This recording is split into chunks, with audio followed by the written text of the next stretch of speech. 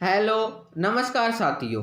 मैं आप सबका स्वागत करता हूं आप ही के YouTube channel important MCQ by Sandeep पे। जैसे कि आपको बताया कि हम डीलेट थर्ड सेम की पेपर की तैयारी कर रहे हैं और उसके अंदर मैं आपके साथ सामाजिक अध्ययन शिक्षण के कुछ महत्वपूर्ण 30 प्रश्न मैं आपके साथ डिस्कस कर रहा हूं और आज हमारा पार्ट 4 है। मुझे आशा है कि इससे पहले मैंने आपको 3 पार्ट प्रोवाइड किए हैं, आप सबने वो वीडियो देख ली होंगी और आप इन वीडियो को अपने दोस्तों के साथ ज़्यादा से ज़्यादा सोशल मीडिया पर शेयर करो। और आइए आज की क्लास आप शुरू करते हैं और इस वीडियो की पीडीएफ आप हमारी वेबसाइट पर जाकर डाउनलोड कर सकते हैं, जिसका लिंक मैं आपको डिस्क्रिप्शन बॉक्स में प्रोवाइड कर दूंगा।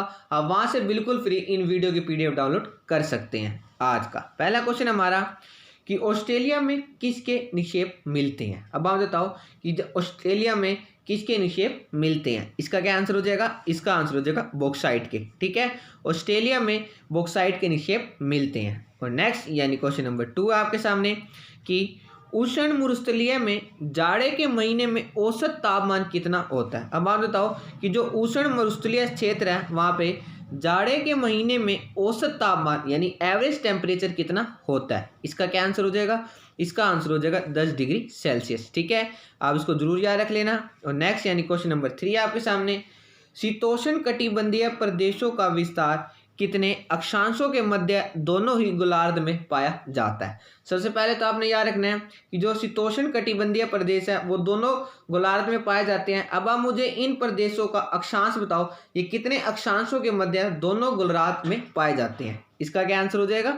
इसका आंसर हो जाएगा 30 डिग्री अक्षांश से 65 डिग्री अक्षांश। ठीक है, और नेक्स्ट यानी क्वेश्चन नंबर 4 था आपके सामने कि टुंड्रा का शाब्दिक अर्थ क्या है। अब आप मुझे बताओ कि जो टुंड्रा है वो उसका शाब्दिक अर्थ क्या है। इसका क्या आंसर हो जाएगा? इसका आंसर हो जाएगा बंजर भूमि।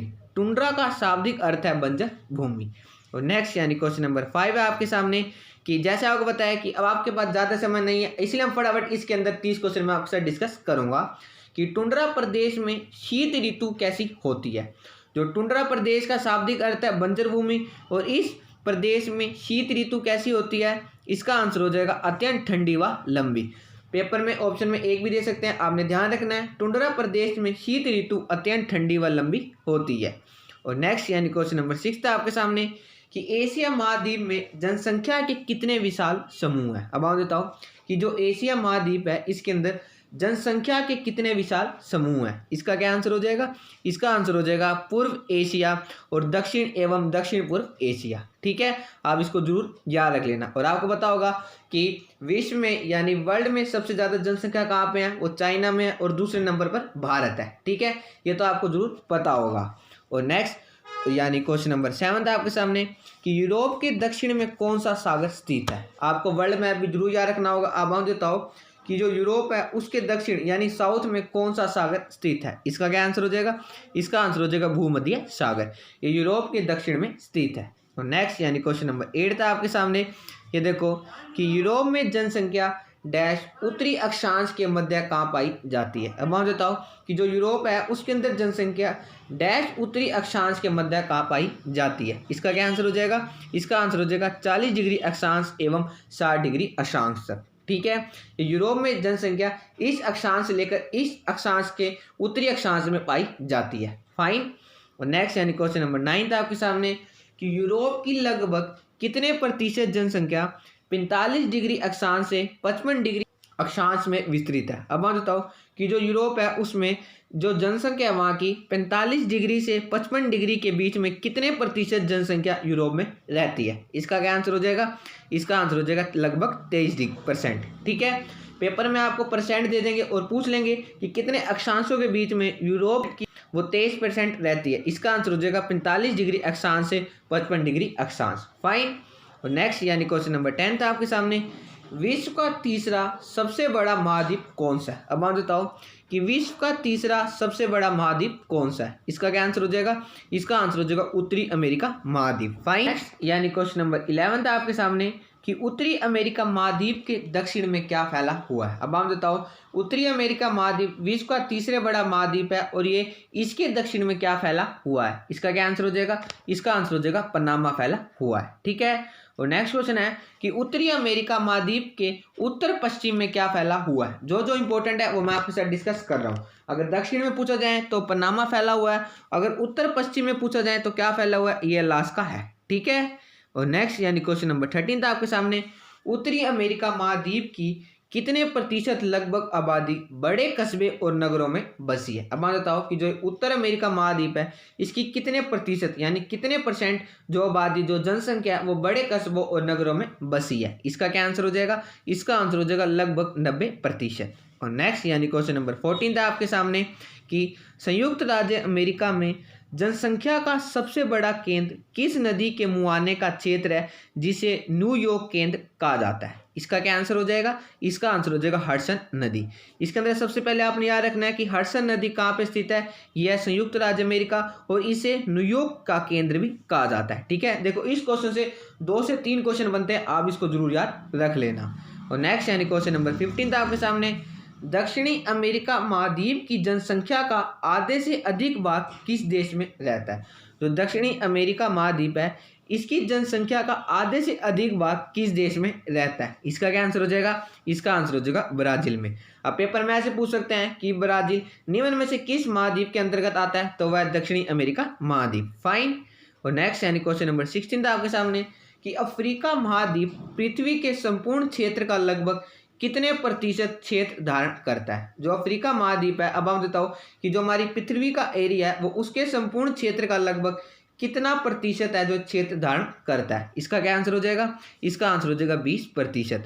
और आप सबको भारत का पता होगा, जो भारत है वो पूरी पृथ्वी का 2.42% of total land mass of the world है। ठीक है, और जो भारत है वो दुनिया में 7वां सबसे बड़ा कंट्री है एरिया के वाइज में, ये भी आपको जरूर पता होगा। फाइन। और नेक्स्ट यानी क्वेश्चन नंबर 17 था आपके सामने कि एशिया के बाद संसार का सबसे बड़ा महाद्वीप कौन सा है। सबसे बड़ा महाद्वीप है एशिया, और दूसरे नंबर का आप मुझे बताओ, और तीसरे नंबर का मैंने अब ये क्वेश्चन आपके साथ डिस्कस करा था। इसका क्या आंसर हो जाएगा, इसका आंसर हो जाएगा अफ्रीका। ठीक है।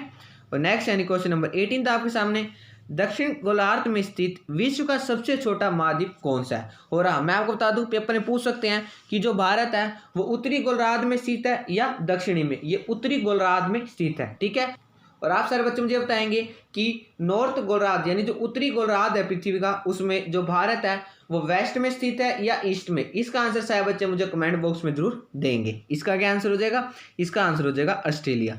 दक्षिणी गोलार्ध में स्थित विश्व का सबसे छोटा महाद्वीप कौन सा है, ऑस्ट्रेलिया। अगर ये पूछा जाए कि खाली विश्व का सबसे छोटा महाद्वीप कौन सा है, वो ऑस्ट्रेलिया। ठीक है।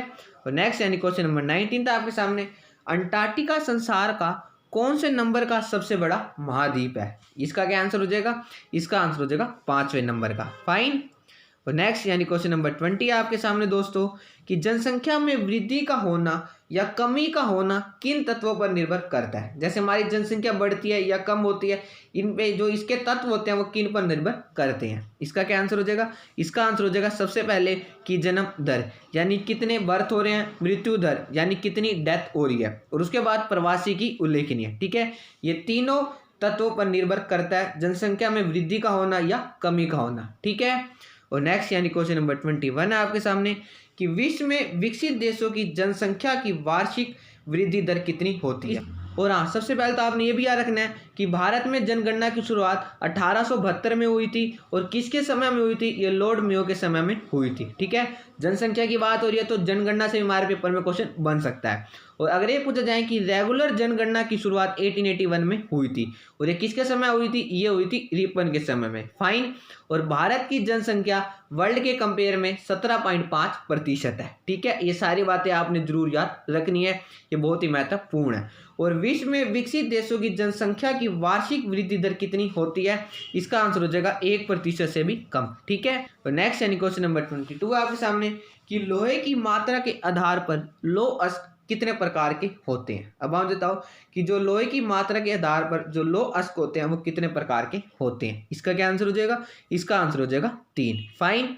और नेक्स्ट यानी क्वेश्चन नंबर 23 आपके सामने, किसका उपयोग एल्युमिनियम निर्माण हेतु किया जाता है। अब आप बताओ कि निम्न में से किसका उपयोग एल्युमिनियम निर्माण हेतु किया जाता है। इसका आंसर हो जाएगा बॉक्साइट का। ठीक है, और मैं आपको बता दूं कि सबसे ज़्यादा भारत में बॉक्साइट ओडिशा में पाया जाता है, उसके बाद एमपी और झारखंड में पाया जाता है। ठीक है, इसकी कुछ महत्वपूर्ण माइंस भी है, लेकिन आप इतना याद रख लेना। और जो बॉक्साइट है ये एल्युमिनियम निर्माण हेतु किया जाता है। और नेक्स्ट यानी क्वेश्चन नंबर 24 है आपके सामने कि किन देशों में वैश्विक स्तर पर बॉक्साइट के सर्वाधिक भंडार पाए जाते हैं। किन देशों में पाए जाते हैं, इसका आंसर हो जाएगा गिनी, ऑस्ट्रेलिया, ब्राजील और वियतनाम। ये कुछ महत्वपूर्ण देश हैं, आप इनको जरूर याद रख लेना। अगर भारत में पूछा जाए तो आपने ओडिशा, मध्य प्रदेश, झारखंड, ये 3 राज्य जरूर याद रखने हैं। और नेक्स्ट यानी क्वेश्चन नंबर 25 आपके सामने, किस देश में विश्व का सर्वाधिक बॉक्साइट का उत्पादन किया जाता है। इसका क्या आंसर हो जाएगा, इसका आंसर हो जाएगा ऑस्ट्रेलिया। ठीक है। और नेक्स्ट यानी क्वेश्चन नंबर 26 है आपके सामने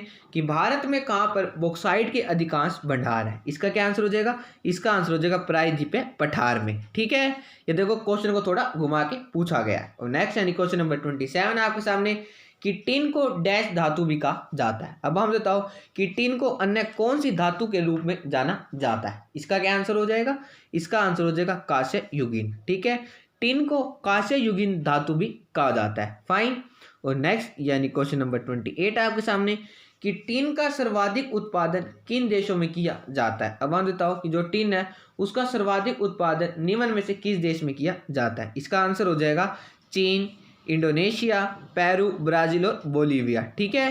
और नेक्स्ट यानी क्वेश्चन नंबर 29 है आपके सामने दोस्तों कि प्रकृति में सोना किस धातु के रूप में प्राप्त होता है। अब मैं बताओ कि जो सोना, जो गोल्ड है, वो प्रकृति में किस धातु के रूप में प्राप्त होता है। इसका क्या आंसर हो जाएगा, इसका आंसर हो जाएगा देशज यानी नेटिव में। फाइन। और सबसे ज़्यादा अगर पूछा जाए कि सबसे ज़्यादा गोल्ड भारत में किस राज्य में पाया जाता है, कर्नाटक और उसके बाद आंध्र प्रदेश। ठीक है। कर्नाटक की कुछ महत्वपूर्ण खाने मैं आपको बता देता हूँ, ऊटी, होस्कट और कोल्लर, ये तीनों के तीनों खाने कर्नाटक में स्थित है। आप इनको जरूर याद रख लेना। और नेक्स्ट यानी लास्ट क्वेश्चन आपके सामने दोस्तों कि कौन सा एक महत्वपूर्ण लोह युक्त खनिज है। अब हम बताओ कि इनमें से ऐसा कौन सा एक महत्वपूर्ण लोह युक्त खनिज है। इसका क्या आंसर हो जाएगा, इसका आंसर हो जाएगा मैग्नीज। फाइन। और हाँ, और जो मैग्नीज है ये भारत में ओडिशा, एमपी यानी मध्य प्रदेश और महाराष्ट्र में पाया जाता है। सबसे ज़्यादा ओडिशा में है। ठीक है। आज की वीडियो में बस इतना ही। मुझे आशा है कि आपको वीडियो अच्छी लगी होगी। अगर आपको वीडियो अच्छी लगी है तो आप इस वीडियो को लाइक करो, ज़्यादा से ज़्यादा अपने दोस्तों के साथ शेयर करो ताकि और भी बच्चे हमसे जुड़ सके और हम बहुत ही जल्दी अपनी नेक्स्ट वीडियो में मिलेंगे। जय हिंद, जय Bharat. Thank you and have a nice day.